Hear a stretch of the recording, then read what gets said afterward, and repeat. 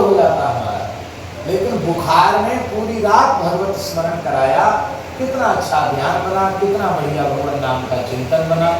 नाम के प्रकाश में, महाराज जी के समय श्री राम नाम महामणि के प्रकाश में बहुत आनंद का अनुभव हुआ, बहुत आनंद का अनुभव हुआ।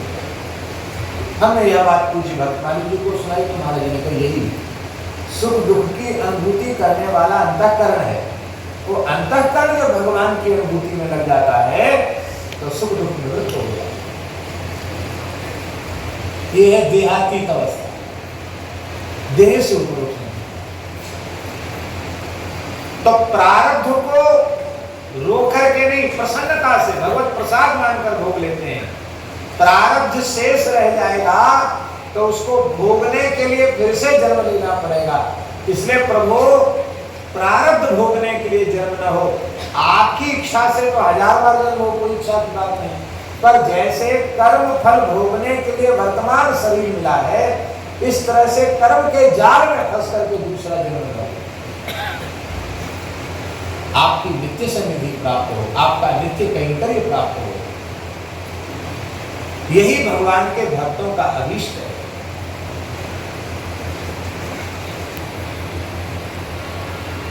तो संचित, क्रियमाण और प्रारब्ध, इन तीनों प्रारब्ध को भोग लेते हैं। क्रियमाण का बंधन नहीं रहता और संचित नष्ट हो जाता है। इस तरह से मुक्त होकर वो भगवान की सन्निधि प्राप्त कर लेते हैं, पुण्य पाप से रहित हो जाते हैं। कथनचित फिर भी ज्ञान पूर्वक कोई संकल्पित शुभाशुभ बन गया, पुण्य पाप बन गया, तो क्या उसके लिए फिर उसे संस्कृति के चक्र में पढ़ना पड़ेगा? कहते नहीं पढ़ना पड़ेगा। भगवान का जो शरणागत भक्त है, उसके जो प्रशंसक होते हैं, उपासक होते हैं, उसमें उसके पुण्य चले जाते हैं। जो उनके विरोधी होते हैं, निंदक होते हैं, उनमें उनके पाप चले जाते हैं। भगवान दोनों से मुक्त करके अपने प्रपन्न शरणागत जीव को निर्भर बना देते हैं। इसीलिए बिना भगवान के भजन के माया नष्ट नहीं हो सकती, नहीं हो सकती, नहीं हो सकती। सही बात। और उसका कारण यह है कि भगवान मायापति है। बिल्कुल सही। इसलिए भगवान ने कहा माम एव ये प्रपद्यन्ते माया में नाम करन्ति ते। एवकार अन्य की व्यापत्ति के लिए है। अनन्य भाव से मेरे चरण कमलों का जो आश्रय ले लेते हैं वो मेरी माया से मुक्त हो जाए। कितनी बढ़िया बात। तो गोस्वामी जी इस दोहा में कहना चाह रहे हैं कि गुण दोष माया के द्वारा सृष्ट है, और जब तक माया नष्ट नहीं होगी तब तक गुण दोष नष्ट नहीं होंगे, और माया नष्ट बिना भजन के नहीं होगी। और भजन की मर्यादा क्या है?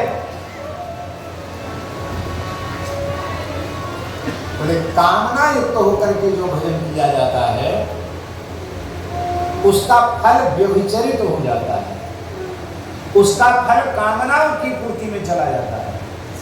इसलिए भगवान के स्मरण में, भजन में सर्वथा कामना शून्य होकर के भजन, कोई कामना नहीं, कोई इच्छा नहीं।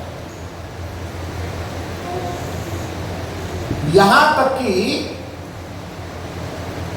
सात्विक संकल्प भी वो सतोगुणी माया के द्वारा सृष्ट ही है, और वह सात्विक मायाकृत संकल्प वो आगे चलकर सात्विक नहीं रह जाता है, उसी में रजोगुण आ जाता है, उसी में तमोगुण आ जाता है और बाहर निकल नहीं पाता।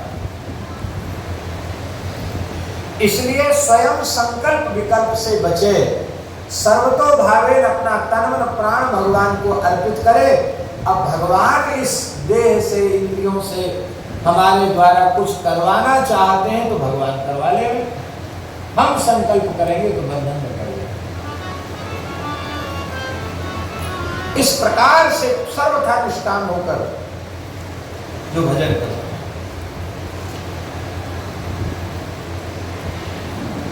यहाँ बहुत से लोग बैठे हैं जिन्होंने पूज्य गुरुदेव भक्तमाली जी का निकट से संग किया है। आप लोग बताओ, पूरे जीवन में कभी किसी परमार्थ परोपकार के नाम से भी सीधे सीधे या प्रकारांतर से कभी महाराज जी ने धन की चर्चा चलाई? कि हम ये काम कर रहे हैं उसके लिए धन की जरूरत है, हमें गौशाला के लिए धन की जरूरत है, हमें विद्यार्थियों की सेवा के लिए आवश्यक। कभी वाणी से क्या, प्रकारांतर से। सबसे पहले श्री मोहन भाई महाराज जी को गुजरात ले गए, तो इस शर्त पर महाराज जी गुजरात गए कि गुजरात की परंपरा है कि महात्माओं को बिठा करके फिर चिंदा चट्टा इकट्ठा करते हैं। ये उनकी संस्था है, पैसा दो, दान दो, रसीद काटो और सार्वजनिक मंचों पर प्रवचन कराते हैं। ये सब नहीं कराओ तो हम चलें। 10-20 लोगों के बीच में बैठकर सत्संग पर्याप्त है। फिर लोगों को पता चलता था कि महाराज जी की सूर्यश्याम गौशाला है, तो बिना मांगे जांचे कोई कुछ दे देता तो उसकी रसीद काट कर उसको दे देते। और उनके पास जो बिना संकल्प के, बिना याचना के अपने आप आ जाता, वो अपने पास 1 रुपए का भी संग्रह नहीं रखते। वो सब गौ सेवा में या ब्राह्मण विद्यार्थियों की सेवा में जाता। अपने पूरे जीवन में न 1 इंच भूमि खरीदी, न 1 रुपए का संग्रह किया, वस्त्र तक का संग्रह नहीं किया, और एकदम अनिकेत अमानी पूरा जीवन एक रस व्यतीत कर दिया। और वो संकल्प अपने मन में करें तो ऐसे निष्काम संत के संकल्प की पूर्ति के लिए भगवान व्याकुल रहते हैं कि हमको अवसर मिल जाए इनके संकल्प की पूर्ति का। लेकिन भगवान के भक्त संकल्प रहित होते हैं। इसलिए भजन की जो बात है वो निष्काम भाव से भजन है।